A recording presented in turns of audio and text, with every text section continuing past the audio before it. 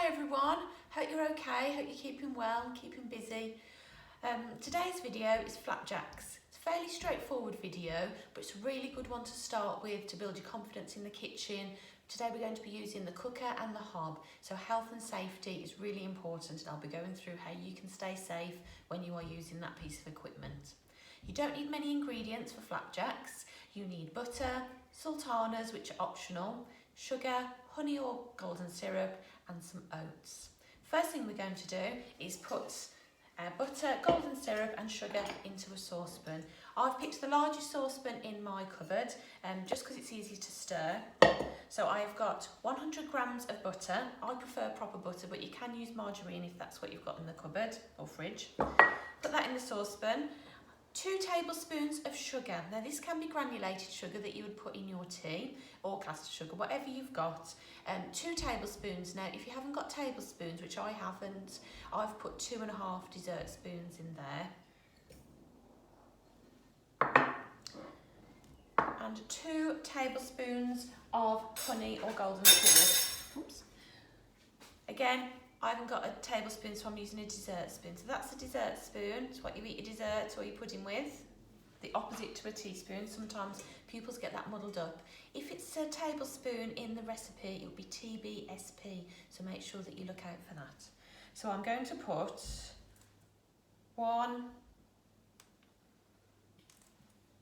2, and just a little bit because it's smaller than a tablespoon.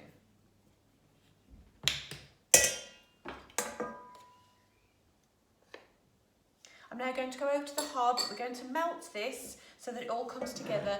Don't leave it so that it starts to bubble because it will burn. So we just want it gently melted so all the sugar disappears, the butter's melted into the syrup, and then we can bring it over and we can add our oats. When we stir anything on the hob, always use a wooden spoon. A wooden spoon is an insulator, so that means it doesn't conduct heat, so it keeps your hands safe. And also hold the handle of the saucepan. That just stops it from coming off and from falling on you. I'm going to use the hob that is furthest away from me, so that is back right. Mine is a gas hob, so all I have to do is press it down, wait for the clicks, hold it for 5 seconds, let go, and then that is on. Have it on a high heat, high to medium, until your mixture has melted. You will need to keep moving it just so that it melts evenly.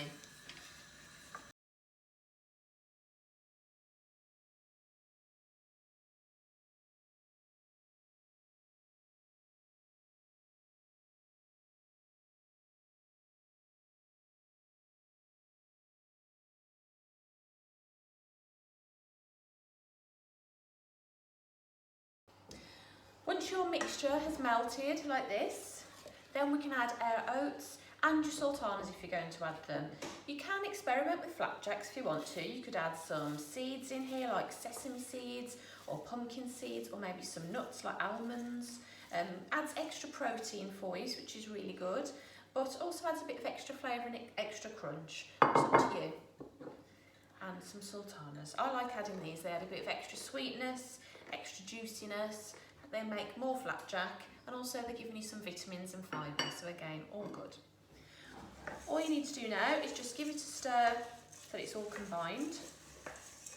Make sure that the mixture is over all of the oats. I'm using jumbo oats with mine, but any oats will do with flapjack.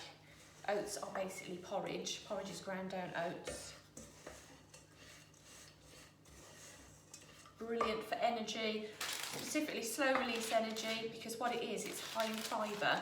Because fibre is hard for your body to break down, what it does is it gives you little bits of energy as it breaks down the food, so it lasts for longer. So this is a good treat for you to have during the day to give you some energy, but it gives you a boost, but not only that, it will last for the whole of the day for you. So what I'm going to do is tip this in here. Make sure you get all of the flapjack out the pan, don't want to waste any.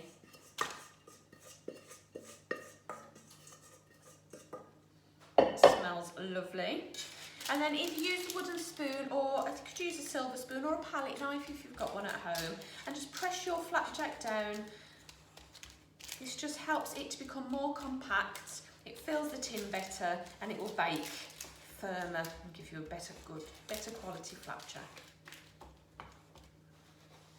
I don't want to waste that little bit, so I'm just going to scrape it off my spoon.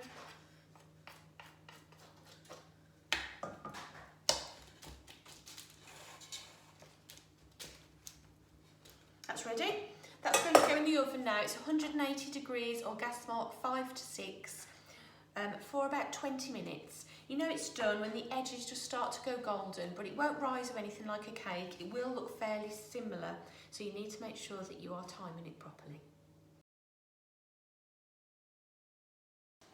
So there it is, my cooked flapjack's gone nice and golden.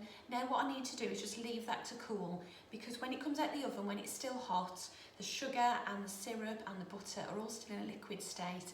What we need to do is let that cool down, let it solidify, and that will hold our flapjack together, which means that we get better bars when we cut it up.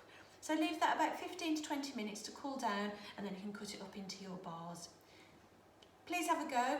Send me the photos of the things that you make. Take care with the oven and the hob. Make sure you use an oven glove, and happy cooking. Speak to you soon. Bye.